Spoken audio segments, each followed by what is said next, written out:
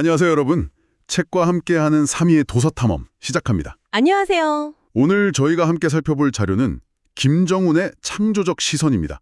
특히 20세기 초의 예술, 건축, 생각의 지형까지 완전히 바꿔놓은 10가지 핵심 개념을 중심으로 한번 깊이 파고들어 보려고요. 네, 101장부터 110장까지의 내용이죠. 맞습니다.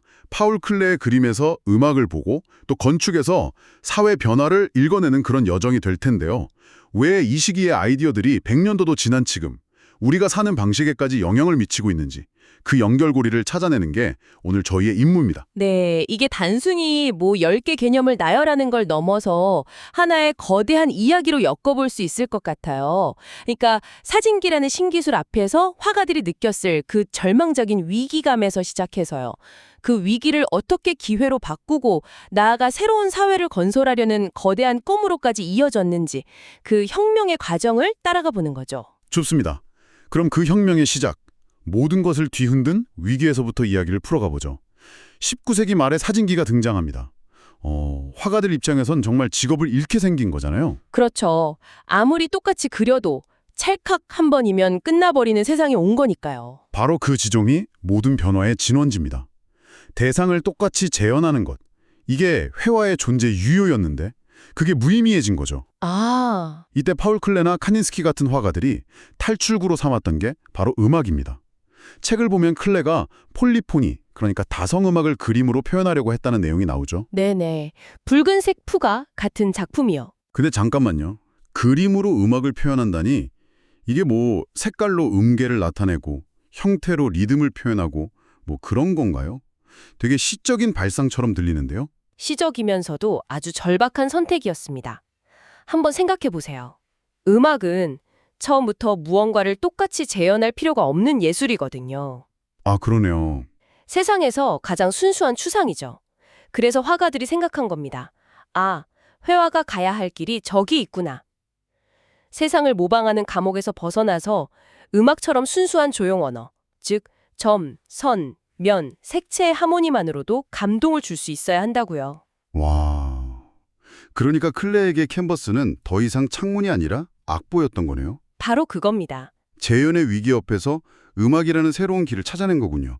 그런데 단순히 길을 찾는 데서 그치지 않고 아예 세상을 보는 방식을 바꿔버린 것 같아요. 책에 나오는 세잔이나 피카소 이야기처럼요. 맞아요.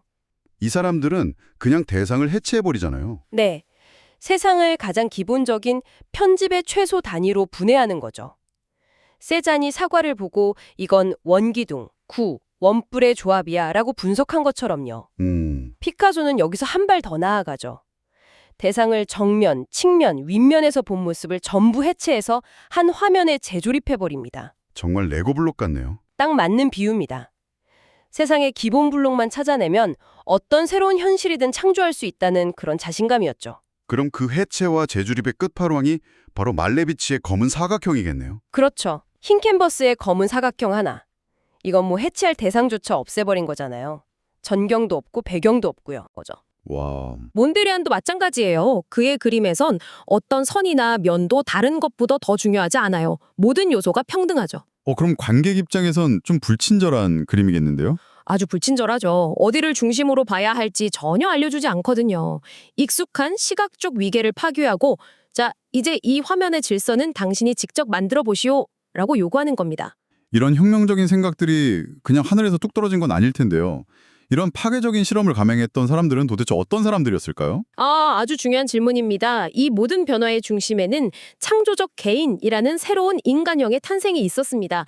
책에서 바흐의 일을 들고 있잖아요. 네네. 바흐는 천재 음악가였지만 신부는 교회나 궁정에 고용된 장인이었습니다. 주문받은 곡을 납품하는 유능한 기술자였죠. 잠깐만요. 그럼 우리가 흔히 생각하는 그 자유롭지만 배고픈 예술가의 이미지는 그 시대엔 없었다는 건가요? 없었죠. 정말요? 예술가 하면 늘 불안정한 직업의 대명사처럼 여겨졌는데 그게 아니었군요. 그렇습니다. 지금 우리가 당연하게 여기는 자유롭지만 불안정한 예술가라는 개념 자체가 사실 이때 탄생한 근대적 발명품이에요. 귀족과 교회가 몰락하고 부르주아 계급이 새로운 문화 소비층으로 떠오르면서 예술가들은 후원자에게서 독립해야 했어요. 시장에 자신의 작품을 내놓고 이름만으로 승부해야 했던 거죠. 자유를 얻었지만 그 대가로 평생 불안을 안고 살아야 하는 존재가 된 거군요. 네, 바로 그 새로운 개인들이 자신들의 존재를 세상에 알리기 위해 벌인 사건이 바로 재체시온, 즉 분리파 운동입니다. 우리는 낡은 아카데미의 권위에서 분리되어 우리만의 예술을 하겠다. 이런 선언이었던 거군요. 맞습니다. 이 독립적인 개인들은 단순히 아름다운 그림을 그리는데 만족하지 않았어요. 러시아 구성주의 예술가들처럼 예술을 통해 더 나은 사회를 건설할 수 있다는 그런 유토피아적인 꿈을 꿨죠. 예술로 사회를 바꾼다? 네, 그들은 기하학적인 추상미술이 모든 사람이 이해할 수 있는 보편적인 언어라고 믿었습니다. 이 언어로 계급 없는 평등한 사회를 구성할 수 있다고 생각한 겁니다. 그 믿음이 캔버스 위에만 머무르지 않고 이제 건축으로까지 이어진 거군요. 집의 본질은 무엇인가? 이런 질문을 던지기 시작한 거고요. 네, 그 대답이 바로 르 코르비제이의 집은 살기 위한 기계다라는 어찌 보면 차갑지만 사실은 지극히 인간적인 선언이었습니다. 쓸데없는 장식은 죄악이라고까지 말했죠. 네, 바우하우스의 건축가들은 빛, 공기, 위생 같은 인간의 삶의 필수적인 기능에만 집중했습니다. 건물의 전면을 유리로 덮은 커튼월 방식도 멋을 부리기 위한 게 아니었어요. 아, 그게 아니었어요? 네, 벽을 구조에서 해방시켜서 빛과 공간을 극대화하려는 기능적인 선택이었습니다. 지금 우리가 사는 아파트의 원형에 바로 그 바우하우스의 철학이 담겨 있다는 사실이 정말 흥미롭네요. 그렇죠. 장식을 걷어내고 기능에 집중한 결과물이 바로 아파트라는 공간이니까요. 이런 기능주의, 합리주의가 등장하기 직전에는 유럽에서 정반대 스타일이 유행했었다면서요. 유겐트슈틸이요? 힌트슈틸은 식물 덩굴처럼 화려하고 유기적인 곡선으로 가득 찬 스타일이었거든요. 상상이 잘 안 되네요. 바우하우스 세대에게 그 화려한 장식은 구시대의 허영처럼 보였던 겁니다. 맹철한 직선이 화려한 곡선을 대치하는 그야말로 미학의 쿠데타였네요. 맞습니다. 와, 세상을 보는 방식부터 시작해서 예술가의 역할, 그리고 우리가 사는 공간까지 모든 것이 재정의된 시대였네요. 이런 새로운 관점들이 우리가 세상을 인식하는 틀 자체를 바꾼 것 같은데 책에 나오는 조감도와 오감도의 대비가 딱 그 예시인 것 같아요. 네, 시인 이상의 천재성이 드러나는 지점이죠. 조담도는 새의 시선, 즉 하늘에서 도시 전체를 한눈에 내려다보는 합리적이고 질서정연한 시선입니다. 근대 도시계획이 추구하는 완벽한 통제의 시선이요. 그렇죠. 그런데 이상은 시의 제목을 오감도, 즉 불길한 까마귀의 시선이라고 붙입니다. 왜 하필 까마귀였을까요?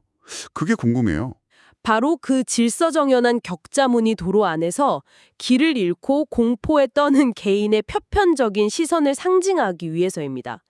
열세인의 아해가 도로로 질주하오. 위에서 모든 것을 통제하는 질서 잡힌 시선이 아니라 그 질서 속에서 불안에 떠는 개인의 시선으로 도시를 바라본 것이죠. 근대성이 약속한 합리성의 이면에 감춰진 불안과 공포를 꿰뚫어 본 거군요. 네. 이런 관점의 전환. 혹시 영화를 보다가 배우가 갑자기 카메라를 정면으로 쳐다보게 해서 우리에게 말을 거는 장면, 그런 거랑 비슷한 걸까요? 완벽한 비유입니다. 아, 정말요? 그게 바로 메타적 시선입니다.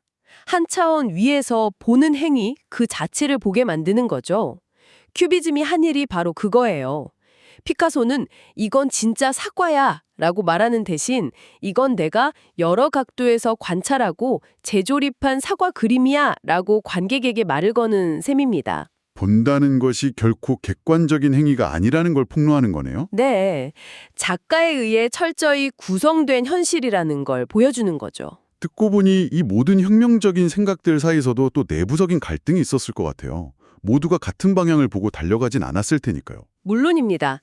가장 상징적인 사건이 바로 몬드리안과 테오판 두수부르후의 결별이죠. 아, 그 이야기 정말 재밌더라고요. 몬드리안은 우주의 절대적인 질서와 완벽한 조화를 표현하기 위해 평생 수직선과 수평선만 고집했습니다. 그런데 그의 동료였던 두수부르후가 어느 날 그림에 대각선을 도입한 겁니다. 아니, 고작 그 선 하나 때문에 동료랑 헤어진다고요? 이게 단순한 스타일 차이가 아니라 세계관의 충돌이었습니다. 세계관의 충돌이요? 네, 몬드리안에게 수직, 수평의 격자는 흔들리지 않는 절대적이고 보편적인 질서의 상징이었어요. 반면 두수부르후에게 대각선은 긴장, 변화, 생명력, 즉 역동성을 의미했습니다. 아하. 그는 정적인 균형만으로는 살아 움직이는 세계의 본질을 담을 수 없다고 생각한 거죠. 이 논쟁은 안정과 변화 중 무엇이 이 새로운 예술의 궁극적 목표인가에 대한 아주 근본적인 질문을 던진 사건입니다. 와, 오늘 20세기 초 창조성의 DNA를 쭉 추적해 봤는데요. 뭐 단순히 새로운 미술 사조 몇 개를 배운다는 느낌이 아니라 하나의 거대한 혁명 서사를 따라온 기분입니다. 네, 모든 게 연결되어 있죠. 서진길에는 기술적 충격이 본다는 것에 대한 근본적인 질문을 낳았고 그 질문에 답하기 위해 예술가들은 음악에서 길을 찾고 세상을 레고처럼 분해하고 급기야 아무것도 없는 제로 지점까지 나아갔고요. 그리고 그 여정의 중심에는 장인에서 예술가로 거듭난 새로운 인간형이 있었죠. 그들은 예술로 새로운 사회를 건설하려 했고 우리가 사는 집의 모습까지 바꿔놓았습니다. 100년이 지났지만 우리는 여전히 그들이 던진 질문의 연장선 위에서 살아가고 있는 셈입니다. 맞습니다. 다음 시간에는 이 혁명적인 생각들이 구체적으로 세상과 어떻게 충돌하고 또 어떤 식으로 퍼져나갔는지 111장에서 120장까지의 내용을 바탕으로 더 깊이 탐험해 보겠습니다. 오늘 우리가 함께 나눈 이야기들이 100년 전의 아이디어들을 여러분의 삶과 연결해 생각해보는 작은 계기가 되었으면 합니다. 우리가 오늘 다룬 내용이 책과 다를 수 있으므로 자세한 내용은 책을 구입해서 읽어보시기를 적극 추천드립니다. 책과 함께 항상 행복한 하루하루 되십시오.